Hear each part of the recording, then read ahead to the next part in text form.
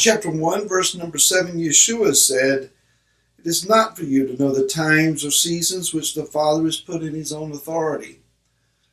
But he also says, if you look at the sky at night, you know that the next day the weather's going to be good. Or if it's red in the morning, it could be a problem. So if you know how to look at the sky and tell the weather, why do you not know what time or season that you're in? Simply put, there are some times we can discern, and there are other things that are hidden from us, the Father alone knowing them. Hi, this is Barry Phillips with 10-Minute Torah, day number 2 of the Torah portion, Devarim. So let's go to Devarim, Deuteronomy, chapter number 1. And we see that it says in verse 3, "And it came to be in the 40th year, the 11th new moon, on the first day of the new moon, that Moshe spoke to the children of Israel, according to all that Yahweh had commanded him concerning them."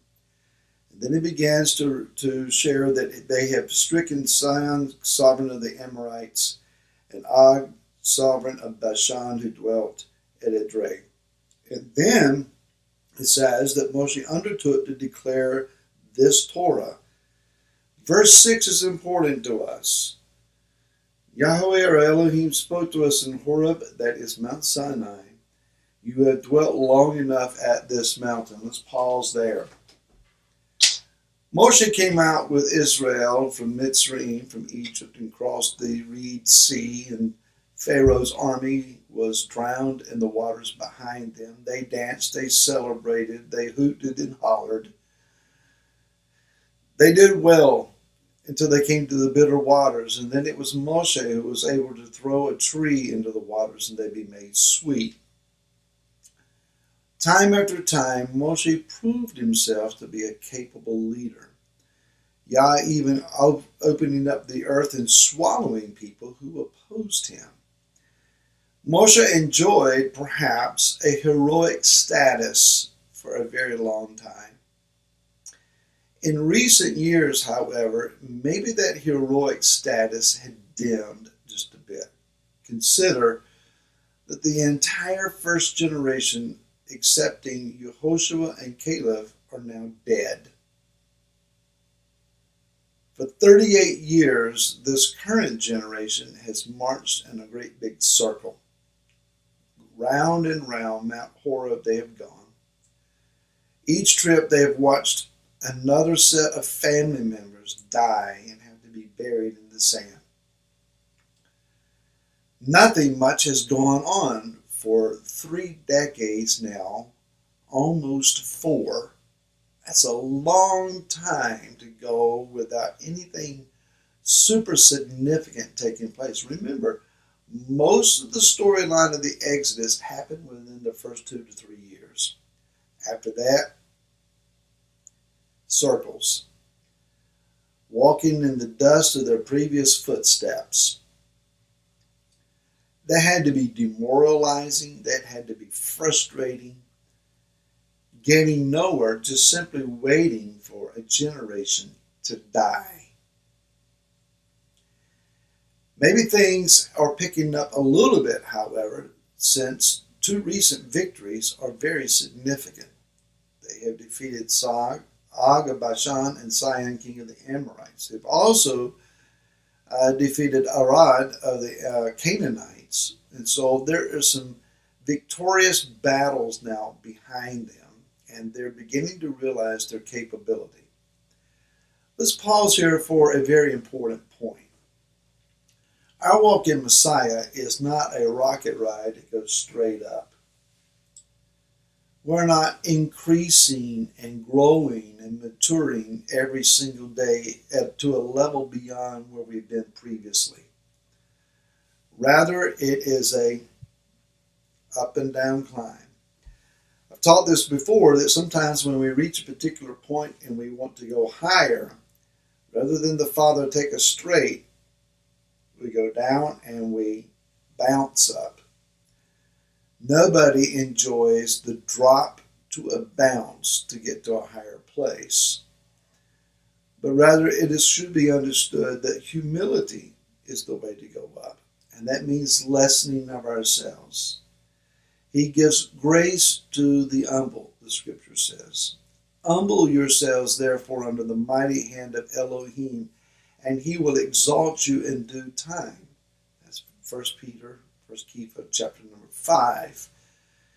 And so there is this process of lowering ourselves to go higher. Moshe's his status is beginning to increase a bit. Maybe it's not as high as it once was. Maybe it's higher. It depends on those who are doing the viewing. But nonetheless, he is struggling. He is dealing with it. This is a hard time for him. And so he's beginning to give to them the word, and he says to them that Yah says, you've walked around this mountain long enough. The season for circles are over. And now it's time to strike out on a new path. There's a thing about circles. When you're walking in a path that you've walked in before, you're comforted with the knowledge of, I know how to walk this path. I'm familiar with the sights. I know where the pitfalls are. I know where the smooth places are. I know how to conduct myself because I'm familiar with this. The other side of that, the rub of the grin, is we never get it anywhere. You no more than strike out on a new path as a leader, telling those who are following with you, we're going somewhere new and exciting. They get enthused, they get all jumpy, ready to move, ready to go, and the first time that the path gets rocky or stumbling or cautious, you start hearing it from behind you. We should have never come out here. We should have stayed where we were. It was safer. It was familiar. We knew what we were doing back there. Nobody knows what's going on out here. Why are we doing this? Why couldn't we have just stayed where we were? Because if you stay where you were or have been, you'll die. You'll stagnate. You'll never mature and grow. You have to take a risk. And for Am Israel, it's move away from this mountain. Now, this mountain, Horeb, Sinai, has been a revival epicenter for them. A powerful place of encountering the Most High. Their highlight reel has taken place here. But now Yah is saying there is a new highlight reel that is to be filmed. There is more for you than remembering what has been. So it's time to move out. This is a time and a season that we need to change. Excuse me. So we need to know when to move and when to stay where we are. Striking out on our own just because we're bored is not wise. Staying where we are because we're comfortable, neither is that wise. There has to be a discerning ear. There has to be eyes that can see the prize that is before us and know where it's at. Yah has not sent us on a blind treasure hunt, hoping that we are sniffing the wind in the right direction and eventually going to stumble upon what it is he wants to give to us. The Torah is his roadmap. Day by day, we find to do. When your hands see something that can be done, you do it as with all your might, as unto Yah. That process, that activity of faithfulness and obedience will open up the door to the next step. Step by step by step, we climb, we move forward. There are times that the Father gives to us a destination that seems to be on the horizon and challenges us to run toward it. And in those moments, we need to discern that that is indeed his voice and go for it, knowing that between where we are and where the prize is, it's going to be a challenge. But he is faithful. So the days of circles, I believe, are about over. We're moving into a new era. We're moving into a new season. And the Father's going to prove his faithfulness.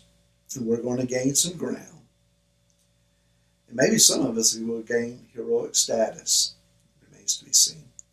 We'll talk more tomorrow. Until then, shalom.